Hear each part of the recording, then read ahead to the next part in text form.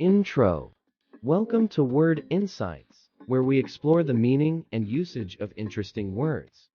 Today, we're going to immerse ourselves in the word gurgle. It's a term that evokes the soothing sound of water and more. Let's divine. Meaning.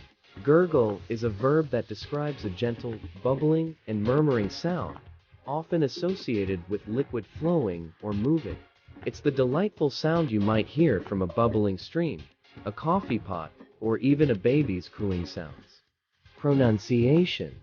Pronounce gurgle as arl, with the emphasis on the first syllable, gur.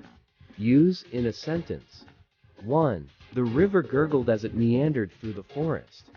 2. The baby let out a contented gurgle as it played with its toys. Synonyms.